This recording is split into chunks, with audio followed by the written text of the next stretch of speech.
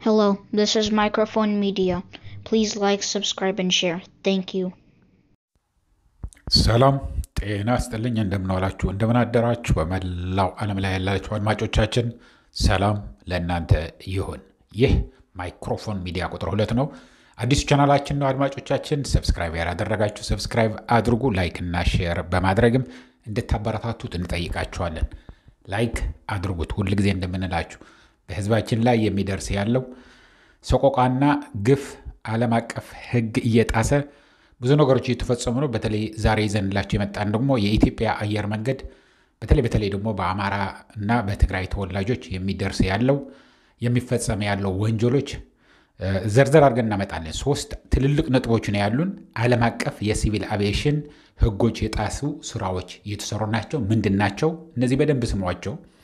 ሁለተኛ የሰብአዊ መብት ሕጎችን በዘራቸው ብቻ እየተገፈፈ ያለ አሉ። እነሱንም ጽፈው የላኩልን አለ። እሱንም እናሰማችኋለን። የትግራይና የአማራ ክልል ተወላጆች የሆኑ የሚደርስ ያለው በጣም በዓለም አቀፍ ሕግ የተወገዘ ነገር አለ። እሱን ወደ እናንተ እናመጣለን። ይህንንም ሳትሰሙ እንዳትወጡ።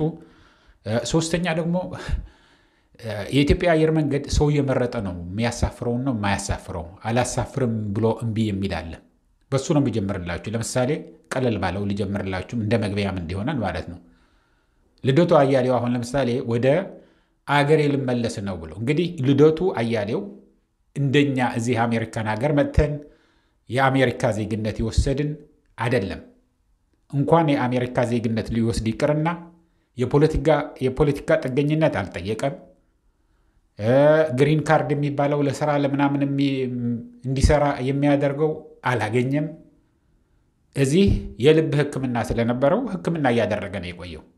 እኔ ምንም የልደቱ አያሌው ደጋፊም ተቃዋሚም አይደለሁም፣ ግን ትክክለኛውን መነገር ስላለበት የኢትዮጵያ አየር መንገድ መናገራችን ካልቀረ መናገር ስላለብን ነው። ግን ትኬቴን ቆርጬ ፓብሊክ አድርጎ ነው ወደ ሀገሬ ልመለስ ነው። እንግዲህ የፖለቲካ ሰው ነው። በፖለቲካ ምንም ነገር አንገናኝም። የፖለቲካ እምነቱ የራሱ ነው።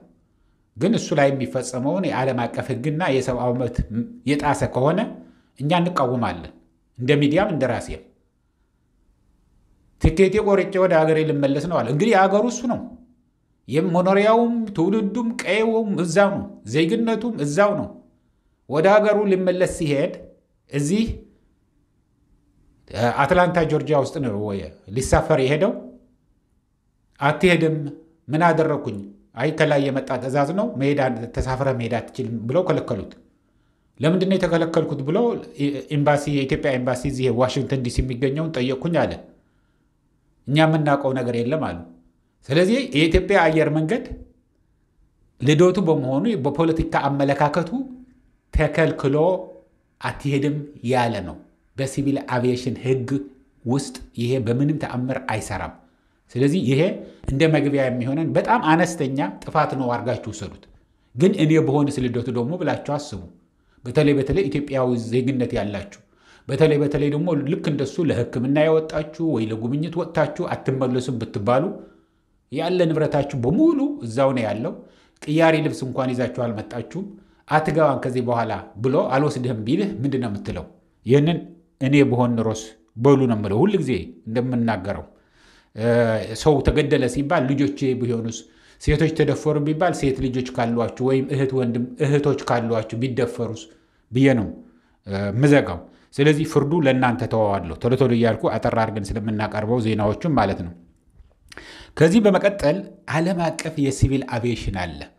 ሲቪል አቪዬሽን ማለት ሲቪሎች ብቻ ማመላለስ ነው የሚችለው የኢትዮጵያ አየር መንገድ።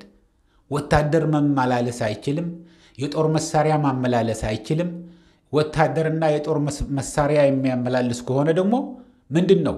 አሁን ለምሳሌ ወደ ፋኖ ወዳሉበት የሚዋጉበትን ወታደሮቹም ይሁን የጦር መሳሪያም ይሁን ጭኖ የሚሄድ ከሆነ አካል ነው፣ የወታደሮቹ አካል ነው። ስለዚህ ምን ማድረግ ይችላል? መጥቶ መጣል ይችላል። ትግራይ ውስጥም እንደዛ ነው ሲደረግ የነበረው። ትግራይ ውስጥ በሙሉ ገመኖች እነዚህ ጥፋቶች የተሰሩ ወንጀሎች የተፈጸሙት በኢትዮጵያ አየር መንገድ ነው። ያልተሸከመው ያላመላለሰው ያላጓጓዘው የለም። ቀጥታ ወደ ትግራይ እንኳን ባይሆን ምንድነው የሚያደርግ የነበረው? ወደ ሳመራ ይወስዳል፣ አፋር፣ ወደ ባህር ዳር ይወስዳል፣ ወደ ጎንደር ይወስዳል፣ ወደ ኮምቦልቻ ይወስዳል እና ወዘተረፈ እየወሰዱ ወታደሮቹን ሲያመላልስ ነው የነበረው። የጦር መሳሪያ ሲያመላልስ ነው የነበረው። ስለዚህ ይሄ የዓለም አቀፍ ሕግ የጣሰ ነገር ነው። የጦር ይሄ በግልጽ በቪዲዮ ማሳይተናቸዋል። ወታደሮች ጭኖ ሲሄድ ይሄ ከሲቪል አቪዬሽን ሕግ እኛ ሆነን ነው ኢትዮጵያውያን ስራ ስለማንሰራ ቀጥታ አቤት ስለማንል ነው እንጂ ወደ ዓለም አቀፍ ሲቪል አቪዬሽን ኢንተርናሽናል ሲቪል አቪዬሽን አውቶሪቲስ ብናመለክት የኢትዮጵያ አየር መንገድ እንዳይበርም ሊታገድ ይችላል። ወደ አውሮፓም ወደ አሜሪካ እንዳይበር ሊታገድ ይችላል። ጎሮሮው ነው ደግሞ የውጭ ምንዛሬ ትልቁ የውጭ ምንዛሬ የሚያመጣለት ያለው አሁን የኢትዮጵያ አየር መንገድ ነው። በቀጥታ ወደ የመንግስት ንብረት ስለሆነ የአየር መንገዱ በቀጥታ ወደ መንግስት ነው የሚገባው የኢትዮጵያ አየር መንገድ ገንዘብ። ግን አሁንም ደግሞ ደጋግሞ አሁን አክቲቭ ባለው በፋኖ ብንወስድ ከፍተኛ ማስጠንቀቂያ ሲሰጡ ነበር። ላሊበላ ላይ አምጥተው እያራገፍክ ነው፣ ባህር ዳር አምጥተህ እያራገፍክ ነው፣ ጎንደር አምጥተህ እያራገፍክ ነው፣ የኢትዮጵያ አየር መንገድ የዓለም አቀፍ ሕግ እየጣስክ ነው፣ ስለዚህ አቁም ብሎ ብዙ ጊዜ መግለጫ ሲሰጡ እኛንም ልሳን ሆነናቸው ተናግረን ነበረ። በዚህም አያቆምም የኢትዮጵያ አየር መንገድ ወንጀል። የኢትዮጵያ አየር መንገድ ወንጀል አሁን ለምሳሌ በዘራቸው በብዛት የትግራይ ተወላጆች በተለይ በትግራይ ጦርነት ሲጀመር እንዳሉ የትግራይ ተወላጆች ከተወልደ ገብረ ማርያም የኢትዮጵያ አየር መንገድ ዋና ስራ አስኪያጅ የነበረ ከሱ በስተቀር በሙሉ ታግደዋል። በሙሉ አብራሪም ይሁን ጫኝም ይሁን አውራጅም ይሁን ሆስተስም ትሁን ምንም ትሁን አግዷቸው ነበረ። ታግደውም እስካሁን አሉ። የሚገርማችሁ የአማራ ክልልም እንደዚሁ ብዙዎቹ ልክ እንደ ትግራይ እንዳለ ካርፔት ልክ ሙሉ ለሙሉ ባይሆንም በጣም ብዙ ሰዎች ታግደዋል። ታግዶ አያባረርህም። ደግሞ በጣም የሚገርመው አቤት ብለህ እንዳታመለክት ሌላ ስራ ወይም እንዳትፈልግ ቁርጥ አድርጎ አያደርግህም። የኢትዮጵያ አየር መንገድ ከሚመረጥበት ስራው የሚመረጥበት አንዱ ጥቅማ አለው። ደሞዙ አይደለም፣ ጥቅማ አለው። መብረር ትችላለህ። ሌሎችም ብዙ ጥቅሞች አሉት። ያ ጥቅም ያግዱባቸዋል። አሁን የትግራይ ተወላጆች የሆኑ ጽፈው የላኩልን አጭር ነገር አለች። አሁን የትግራይ ተወላጆች የአማራዎቹ ነግራቸዋለሁ፣ ግን መጀመሪያ የትግራይ ተወላጆች የሆኑ በትግራይ ላይ ጦርነት ሲጀመር በ2013 ጀምሮ የተፈጸመባቸውና እስካሁን የሚፈጸም ያለውን የላኩልንን ላሰማችሁ። አጭር ነች፣ ከኔ ጋር ቆዩና አዳምጧት። በጣም አጭር ጽፈው የላኩልን ነው። በ2013 ዓ.ም በትግራይ ህዝብ ላይ ጦርነት ከተከፈተበት ጀምሮ በኢትዮጵያ አየር መንገድ የሚሰሩ የነበሩ የትግራይ ተወላጅ እስካሁን ስራ አልጀመሩም። ደሞዛቸው ብቻ የሚከፈላቸው ቢሆንም በሳምንት ሰኞ፣ ሮብ እና አርብ ከጠዋቱ 2 ሰዓት ጀምሮ እስከ ቀኑ 6 ሰዓት ተገኝተው መፈረም እንዳለባቸው ይደረጋል። ከሰዓት የመጡ መፈረሚያ ወረቀቱ ስለሚነሳ መፈረም አይችሉም። እንግዲህ እንደነገርኳችሁ ትልቁ ጥቅም የሚገኘው ከጥቅማ ጥቅሙ ነው እንጂ ደሞዙ የሞተ ነው። በተለይ ደግሞ የደሞዝ ጭማሪ ስላልተደረገላቸው ይሄ አሁን ያለውን ማስተካከያ ስላልተደረገ ሊያኖራቸውም አይችልም። ግን ልንጨርሰው የተላከልንን የሚያነጋግሯቸው አመራር ማግኘትም አይችሉም። የሚያስፈልጋቸው አካላት የመስሪያ ቤቱ የሚያስፈርሟቸው አካላት የመስሪያ ቤቱ ተላላኪዎች ናቸው። በስራ ላይ በነበሩበት ጊዜ የሚጠቀምባቸው የነበሩ ጥቅም አይሰጣቸውም። ምክንያቱም ብለው ያቀርቡት በስራ ላይ አይደላችሁም ይሏቸዋል። አንሰራም እኮ አላልንም፣ እናንተ ናችሁ እንዳንሰራ ያገዳችሁን እንዳይሉ የሚያነጋግሯቸው አመራር የለም። አምጥተው የሚያስፈርሟቸው ዝቅተኛ ተላላኪ ሰራተኞች ናቸው። ለነሱ ደግሞ ምንም ብለው ሊያናግሩ አይችሉም። በሳምንት 3 ጊዜ እንዲፈርሙ እየተደረገ ያለ ለመቆጣጠር ታስቦ እንደሆነ ግልጽ ነው። ይህንን በዜጋ ላይ እየተፈጸመ ያለ ሕግ ጥሰት የትግራይ ህዝብ አመራር ነን እንዲሉ እንዲሁም ለትግራይ ህዝብ እንወክላለን የሚሉ የፖለቲካ ድርጅቶች አንድም ቀን አንስተውት አያውቁም ይላል። የኢትዮጵያ አየር መንገድ ብቻ አነሳሁኝ እንጂ በሌሎች የመንግስት መስሪያ ቤቶች ከህግ ውጪ የተባረሩ የታሰሩና ደሞዛቸው የታገደ የሚሰቃዩ በዛም በጣም ብዙዎች አሉ።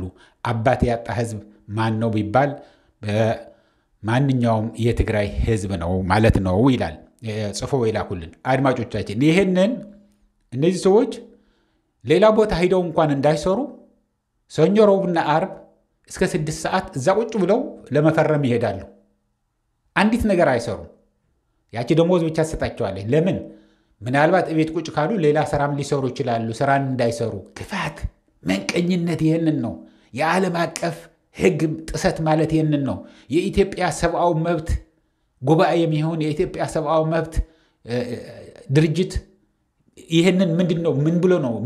ይሄንን ካላወገዘ ምንድነው የሚያወግዘው? እነዚህ ሰዎች በማንነታቸው በብሔራቸው ብቻ ነው። የትግራይ ተወላጆች ብቻ ናቸው እንደዚህ ሆኖ ያሉት። የአማራ ተወላጆች ይታገዳሉ፣ ተመልሰውም ይሰራሉ፣ ከስራም የተባረሩ አሉ።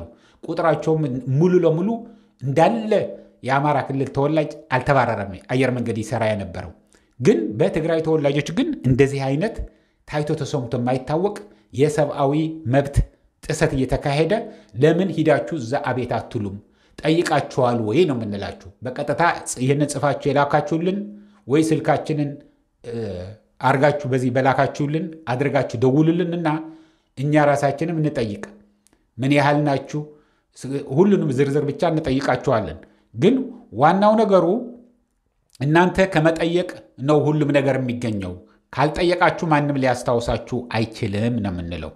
ስለዚህ እናንተ ማድረግ ያለባችሁ በቀጥታ አቤት በሉ። ሁሉም ለዓለም አቀፍ የሰብአዊ መብት ተከራካሪዎች፣ ለሀገር ውስጥ ተከራካሪዎች ብዙዎች አሉ። እነሱ ጋር ሄዳችሁ አቤት ማለት አትርሱ። እኛንም እንናገራለን፣ ለሚመለከተው አካል በሙሉ ለሲቪል አቪዬሽንም እንነግራለን።